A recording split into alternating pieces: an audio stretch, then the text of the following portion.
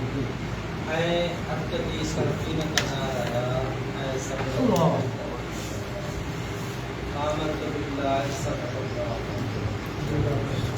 सुभान अल्लाह। हाणे असां साईं गुलाम रसूल दायरी साहब जिनखे अर्ज़ कंदा आहियूं साईं जिन अचनि ऐं अचनि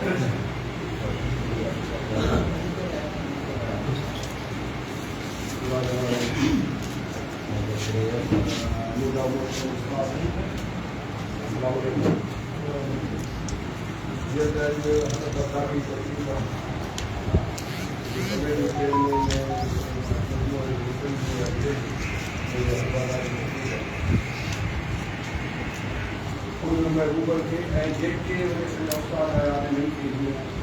तकरीबन उत्तर थी रहो मुंहिंजे घर सां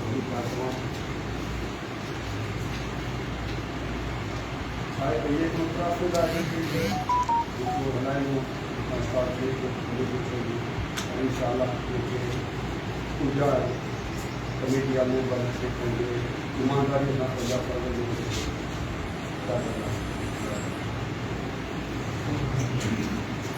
इल्म आहे रोशनी ऊंदाईअ जो इलाज पढ़ण सम्झण सोचण आहे असांजो राज उस्ताद जो एहतराम किताबनि सां प्यार महिनत यकीन ईमान सां सरशार वॾी मंज़िलूं मिलंदियूं जे हलिया सचे राह इल्म जी रोशनीअ में आहे सभिनी जो चाह।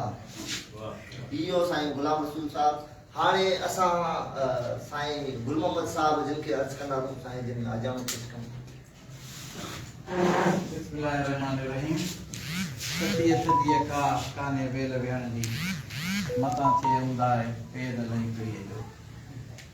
सभिनी मुअज़्ज़िज़ उस्ताद साहिबान ऐं जेके इलेक्शन कमेटी जा हलफ़ खणंदड़ आहिनि उन्हनि सभिनी खे भलीकार चऊं था।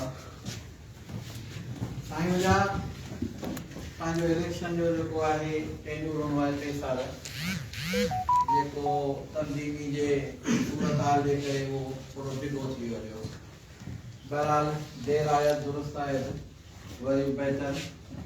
हाणे जेका हिकिड़ी नई शइ तंज़ीम जे लाइ थिए पई उन जे लाइ हलफ़बरदारी इलेक्शन कमेटी जी हलफ़बरदारी आहे ऐं सॼी सिंध जी हिकिड़ी आहे माना जेको चऊं पिया ग्रुपबंदी या छा पहिरें जेका असीं चवंदा आहियूं अॼु ग्रुपबंदी कान्हे का पूरी सिंध जी जेका पंहिंजी थिए पई जेका असांजी मर्कज़ी इलेक्शन कमेटी उन तहत ई इलेक्शन कमेटी थिए पई ऐं अॼु असां उन्हनि सभिनी दोस्तनि खे तहलकनि वारनि खे ऐं ज़िले वारा जेके बि आहिनि जेके यूनिट आहिनि उन सभिनी खे हलफ़ खणाईंदासीं त जेको आहे सो उन जे लाइ तव्हां सभई तव्हां खां हिकिड़ो वाइदो वठंदासीं। हिकिड़े क़िस्म जो वाइदो आहे त का बि जेका आहे ॿियाई खणी चऊं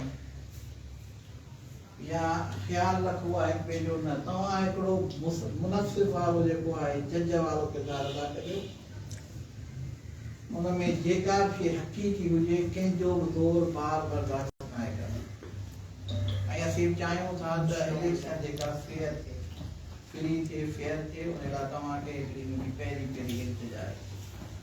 उन खां पोइ इहो आहे त जेके उस्ताद आया उन्हनि जे लाइ इहो आहे त बाबा तव्हां मेंबरशिप जेतिरा मेंबर हूंदा वधीक उस्ताद जा वोट कनि फी रखियल आहे जेका तव्हांखे ख़बर आहे अॻे दफ़े बि एडमिशन थी हुई उहा फी ॾेई करे तव्हां वधि में वधि कोशिशि थिए जेके उस्ताद आया आहिनि असांजा उहिदेदार रही चुका आहिनि शहरनि ऐं ज़िलनि में त उहे बि जेको आहे वधि में वधि कोशिशि करे त मेंबरशिप थिए त को बि माण्हू रहे न। मुंहिंजी इहा कोशिशि आहे सभिनी खे। पोइ हुन में ज़ाहिर आहे कुझु रही वेंदा हुआ। उन खां पोइ जेको आहे उस्तादनि वटि वञणु खपे उस्तादनि जी मेंबरशिप करणु घुरिजे ऐं हर हिक खे इलेक्शन में वेहण जो हक़ आहे।